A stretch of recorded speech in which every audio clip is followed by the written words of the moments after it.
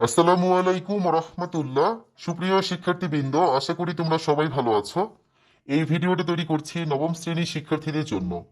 NCTB কর্তৃক প্রণীত নবম শ্রেণীর বিজ্ঞান বার্ষিক পরীক্ষার প্রশ্ন নিয়ে আজকে আলোচনা করব। 100 নম্বরের পরীক্ষার জন্য তোমরা 3 ঘন্টা সময় পাচ্ছ।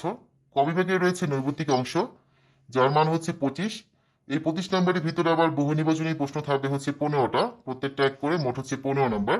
তোমাদের হচ্ছে এই বহু নির্বাচনী প্রশ্নগুলো সঠিক উত্তরগুলো তোমাদের খাতায় লিখতে হবে, ঠিক আছে? তারপর দেখো, এরপর হচ্ছে এক কথায় উত্তর। 10টা প্রশ্ন থাকবে, প্রত্যেকটা এক করে, মোট 10 নম্বর। এই 10টা প্রশ্নের অ্যান্সার তোমাদের করতে হবে, জাস্ট অ্যান্সার গুলো খাতায় লিখতে হবে, কোনো অঙ্ক করতে হবে না বা বড় করে অ্যান্সার দিতে হবে না। এই গেল ক বিভাগ। খ বিভাগে রয়েছে সংক্ষিপ্ত প্রশ্নের উত্তর, যার মান হচ্ছে 20। এখানে তোমাদের যে সিলেবাসটা দেওয়া হয়েছে সেই সিলেবাসের আলোকে মোট 10টা প্রশ্ন থাকবে, যে কোনো অধ্যায় থেকে আসতে পারে। প্রতিটা প্রশ্ন 2 করে, মোট হচ্ছে কত, 20 নম্বর। তো কোনো অধ্যায় যদি তোমরা বাদ দিবে বা কোনো অধ্যায় পড়বে না, এমনটা করলে কিন্তু তোমরা সমস্যায় পড়তে পারো, কারণ যে কোনো চ্যাপ্টার থেকে কিন্তু পরীক্ষা প্রশ্ন করতে পারে। আর যেহেতু কোনো অতিরিক্ত প্রশ্ন নেই, 10টা থেকে 10টা প্রশ্নের অ্যান্সার কিন্তু তোমাদের এখানে করতে হচ্ছে, ঠিক আছে? গ বিভাগে রয়েছে দৃশ্যপটবিহীন রচনামূলক প্রশ্ন। এখানেও পুরো সিলেবাসটা থেকে যে কোনো 5টা প্রশ্ন থাকবে, তবে এখানে হচ্ছে অতিরিক্ত প্রশ্ন রয়েছে, কারণ 5টা থেকে তোমাদের অ্যান্সার করতে হবে 3টা প্রশ্ন। সো এখান থেকে তোমরা যে 3টা প্রশ্ন ভালো করে পারো সেগুলো অ্যান্সার করবে।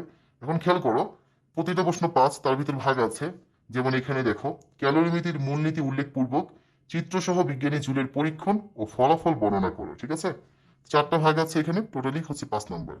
আবার দেখো, ডিএনএ ডাবল হেলিক্স কাঠামো অঙ্কন করে সঠিক পরিমাপ সহ বিভিন্ন অংশ চিহ্নিত করো।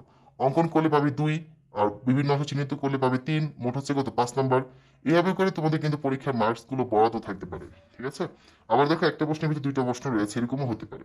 এভাবে করে 5টা প্রশ্ন থাকবে, সেখান থেকে তোমাদের যে কোনো 3টা প্রশ্ন অ্যান্সার করতে হবে। ঘ বিভাগে রয়েছে দৃশ্যপট নির্ভর রচনামূলক প্রশ্ন। এক্ষেত্রে মোট 7টা প্রশ্ন থাকবে। এখানেও 2টা অতিরিক্ত প্রশ্ন রয়েছে, কারণ 7টা থেকে তোমাদের 5টা প্রশ্নের অ্যান্সার করতে হবে। আর প্রতিটা প্রশ্ন হচ্ছে 8 করে, তাহলে 5 কত, 5 হচ্ছে 40 নম্বর বরাদ্দ আছে এখানে। আর দৃশ্যপটবিহীন রচনামূলক প্রশ্ন ছিল 15 নম্বর বরাদ্দ। এখন এই 7টা প্রশ্নের জন্য প্রতিটা প্রশ্নের ক্ষেত্রে দেখবে তোমরা 3-4 লাইনে কোনো একটা দৃশ্যপট থাকতে পারে, বা হচ্ছে কোনো বিক্রিয়া থাকতে পারে, বা কোনো ছবি থাকতে পারে, ঠিক আছে, বা গ্রাফ চার্ট থাকতে পারে। তো সেগুলোর আলোকে হচ্ছে তোমাদের প্রশ্নগুলোর অ্যান্সার করতে হবে।